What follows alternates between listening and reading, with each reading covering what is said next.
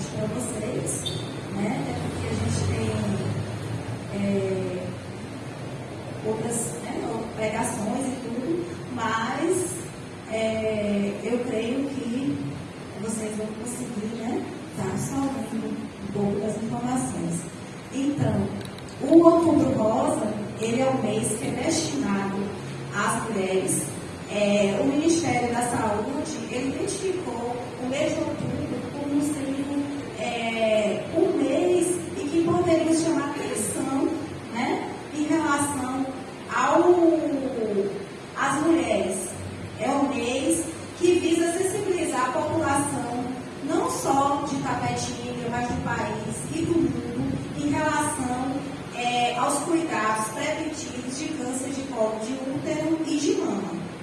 Hoje, eu vou estar falando um pouco sobre o câncer de colo, o câncer de mama, por ele ser um câncer que acomete a maioria das mulheres e dentro do país está em primeiro lugar, né, em termos de ocorrência, né, entre as mulheres.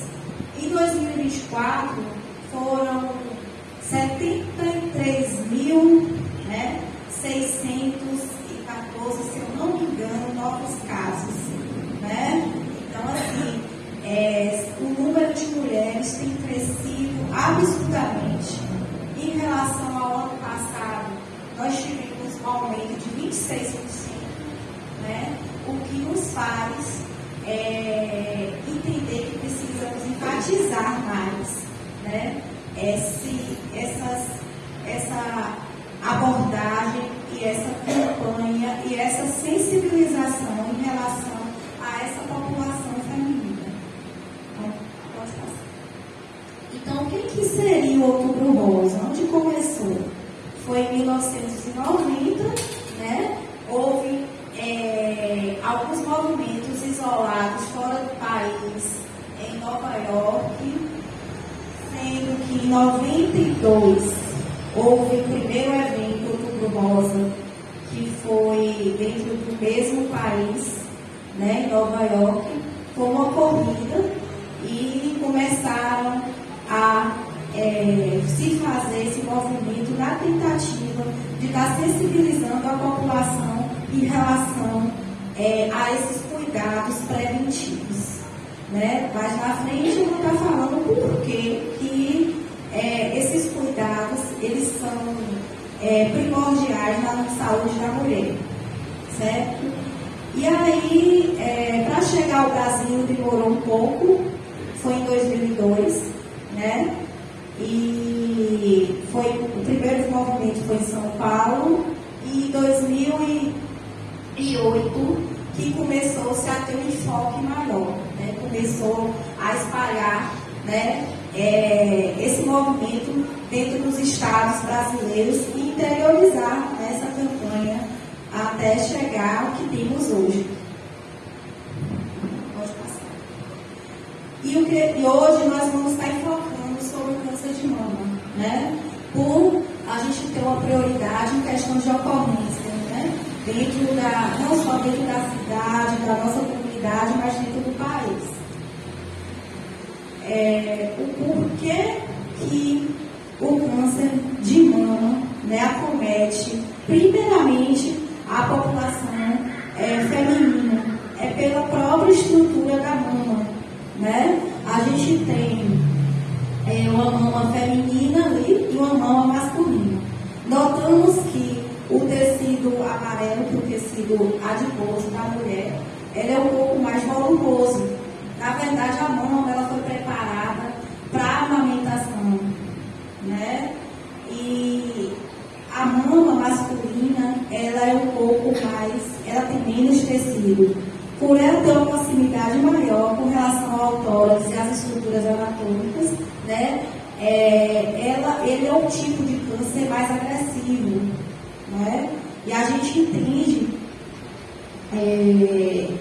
que quando ocorre esse tipo de câncer no homem, ele tende a ter uma mortalidade maior, né? Os homens eles morrem, né, com mais rapidez e é um pouco mais agressivo, sinais e sintomas, justamente por essa parte anatômica, certo?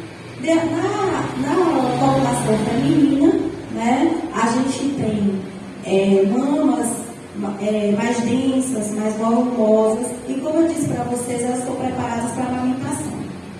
E o que seria esse câncer?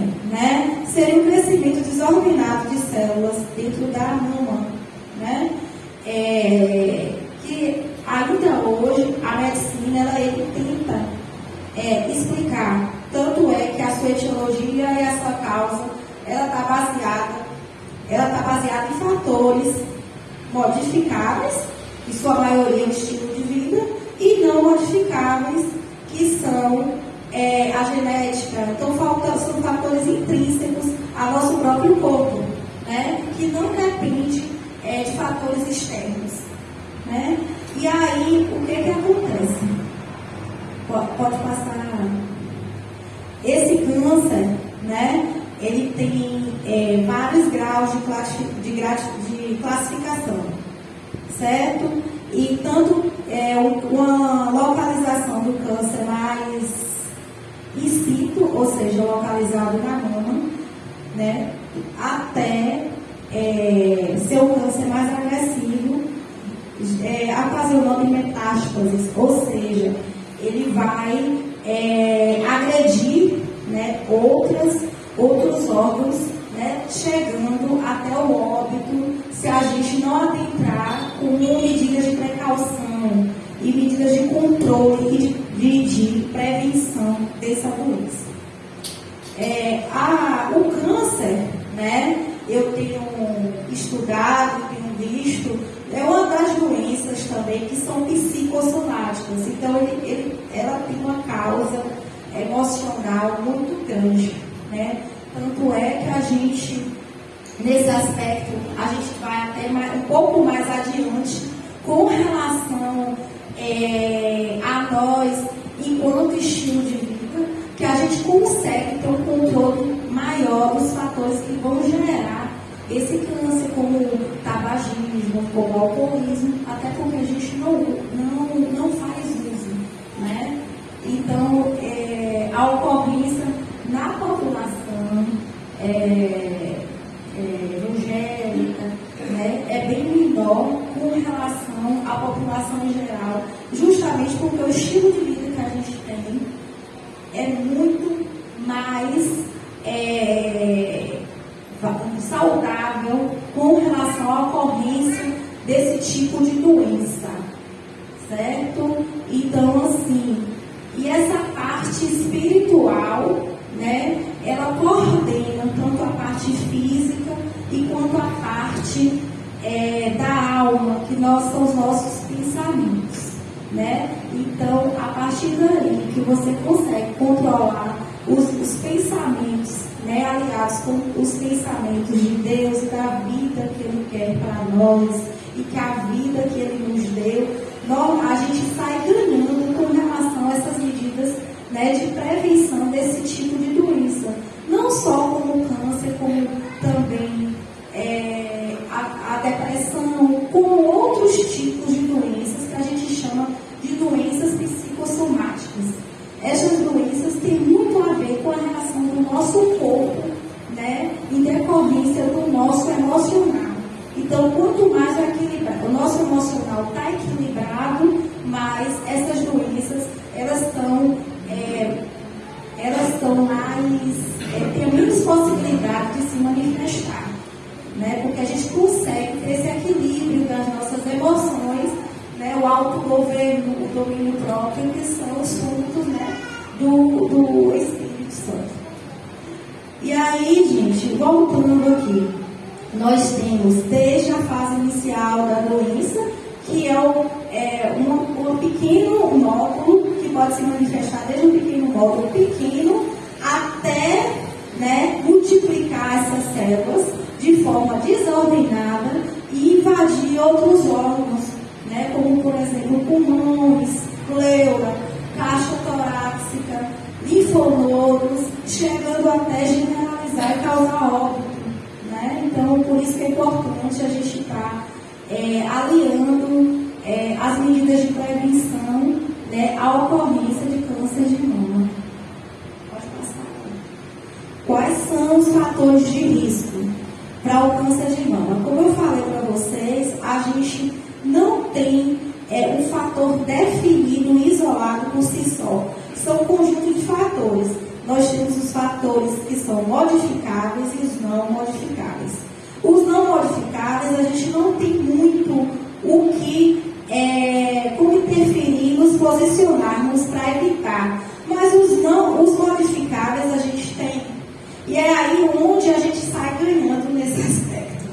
Né? Se a gente começar a entender que depende muito mais da gente, né, do que dos outros. Né? Então a gente começa a ter um posicionamento, uma postura diferente com relação até esse tipo de doença. Os fatores não modificáveis, nós temos idade, né? Mulheres a partir de 50 anos têm a maior possibilidade de ter câncer de mama. Os fatores genéticos, que é o gene que está ligado ao gene BRCA1, CA1 e BRCA2, né? Então, esses genes normalmente é um marcador genético que a gente consegue identificar através de um estudo da genética, né, do paciente ou da pessoa. Né? Normalmente se passa por um médico, o médico faz a solicitação, mas se precisa ter parentes próximos, né? Ou seja, que tem o câncer de mama de primeiro grau, ou a mãe ou o tio, né? Para poder ser feita esse estudo comparativo para saber se tem esse gene ou não. A boa notícia é que 5 a 10% da população que tem que consegue desenvolver o câncer por conta dessa questão genética. A maioria está ligada ao estilo de vida, que são fatores modificáveis e que a gente pode estar cumprindo. Né? A menarca precoce, que é a primeira menstruação, quanto mais cedo. A menopausa tardia, quanto mais tarde. Né? Nós não podemos evitar nesse sentido. O histórico pessoal de câncer de mama, o histórico familiar de câncer de mama e de ovário, o tratamento com radioterapia antes dos 30 anos. Ou seja, quem já tem histórico anterior de mama, que já fez o tratamento com radioterapia, normalmente tem uma tendência maior a apresentar, né, um segundo episódio. Nós vamos para os outros fatores, que são os modificáveis, que é o sedentarismo, a obesidade, né, que está aliada à questão nutricional, o que comemos, né, a alimentação saudável, né, a questão da prática de exercícios físicos, que é importante, né, e o controle do peso. O uso de hormônios durante a menopausa e os anticoncepcionais orais, combinados pela questão do estrogênio, que está presente dentro dos anticoncepcionais orais. O porquê do estrogênio?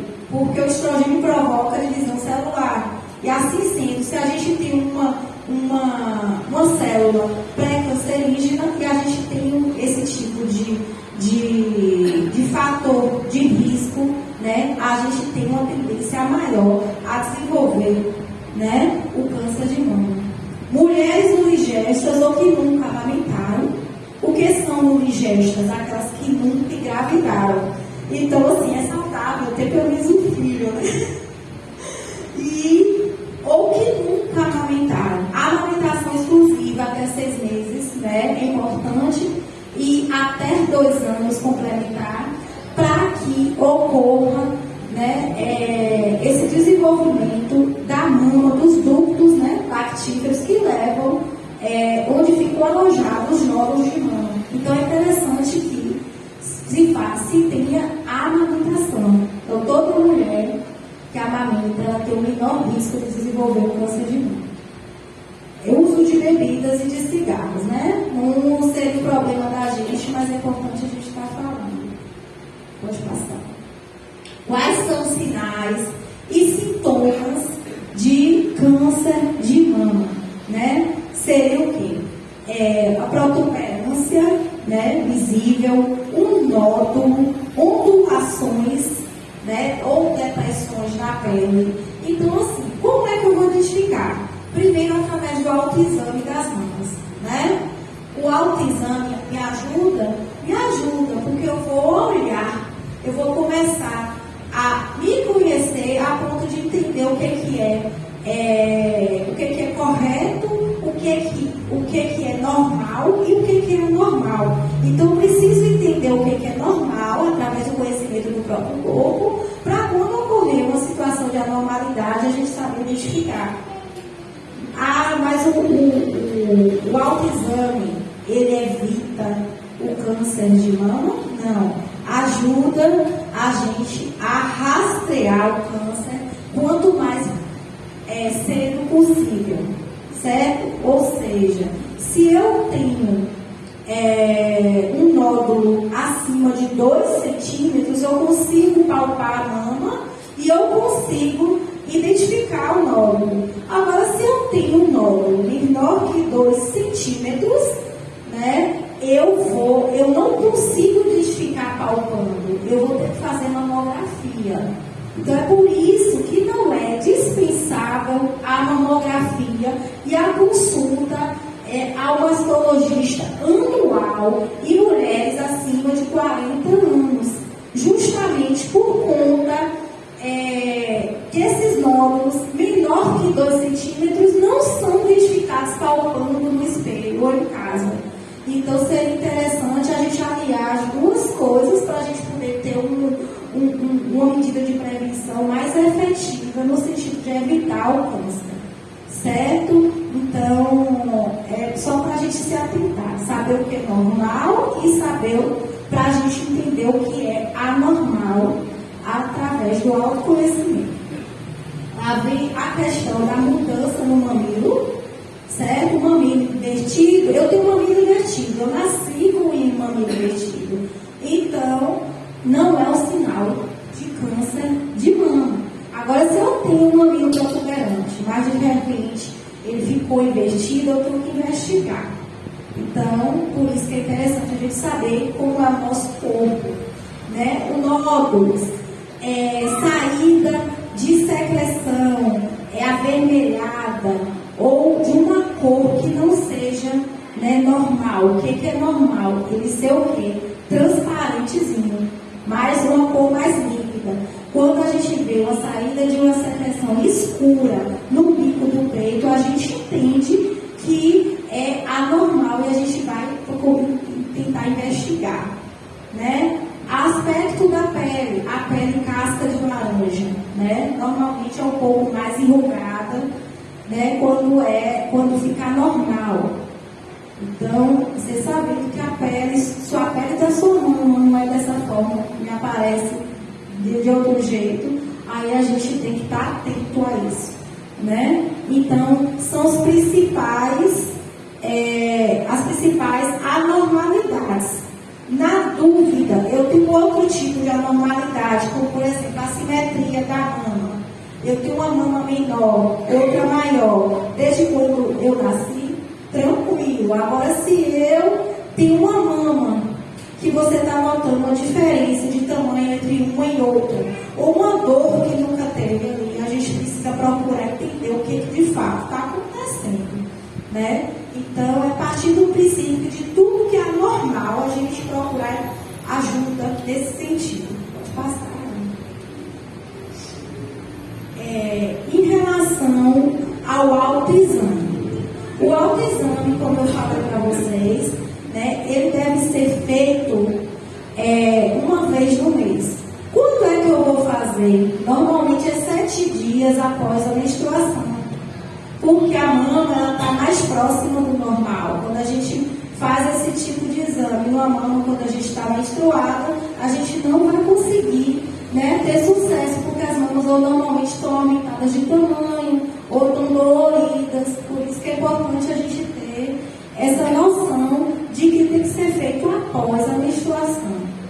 Eu não tenho menstruação, eu sou um pouco mais... eu passei 50 anos, hoje já estou na menopausa. Eu todo mês eu deixo um dia para poder eu estar olhando, né, fazendo o autoexame. Como é que eu vou fazer? Né? Normalmente eu pego com a mão contrária, né, a mama, eu pego, coloco, apalpo a mão e fixo com a outra mão a mão, certo? Dá para me fazer porque eu estou com o microfone na mão. Mas enfim, eu tentei até trazer o modelo da mama, mas tinha outra igreja que estava usando hoje, então não consegui, acho que eu cheguei tarde. E aí, mas vamos tentando. Aí eu seguro fixamente a mão, com a mão, a mama, a outra, eu vou começar a rodar meus 4 dedos da extremidade até o bico do peito. E aí, nisso, eu vou percorrendo minha mama toda, né? Desse jeito, eu fiz na minha aqui, mas... E aí, qualquer normalidade, né, na dúvida, procura o serviço de saúde para que seja feito um autoexame, um exame clínico da mama pelo profissional. Ah, eu não achei, mesmo assim eu tenho a obrigação de todo ano fazer uma mamografia, porque a mamografia é o exame mais detalhado no qual eu vou identificar, né, de fato, se eu tenho um caroço pequenininho que não é visível quando eu estou me palpando, certo? Além disso, a gente tem também outros recursos, como a ultrassonografia, mas é um exame complementar à mamografia. A gente tem biópsia quando tem uma suspeita, mas tudo isso é direcionado após a avaliação médica. Então, inicialmente, só esses 2 de fato. Pode passar, Ana? Né? Então, como eu falei com vocês, a gente tem exames de genética e imagem. O exame de genética é o exame que eu tenho que fazer, porque eu tive minha mãe com câncer de mama e eu tive mais 3 tias, então eu tenho que fazer, né? Então, a partir daí eu vou identificar se eu tenho um gene, né, positivo para a genética, e a partir daquele gene ali, ele vai indicar se eu tenho que fazer a retirada profilática da mama, né? Ou seja, eu vou esvaziar minha mama, boto prótese, se der positivo. Se não, aí eu mantenho minha mama e fico tranquila, só me atentando aos fatores modificáveis, que são os estilos de vida, né, que a gente tem. E existe também os outros os exames do qual eu te falei, de imagem, ultrassom, mamografia, né? Tudo isso serve para o diagnóstico precoce. Então, é isso, mais ou menos, assim, que eu gostaria de passar para vocês. O que foi me pedido pelo pastor foi que eu passasse essa questão da parte física que está estritamente relacionada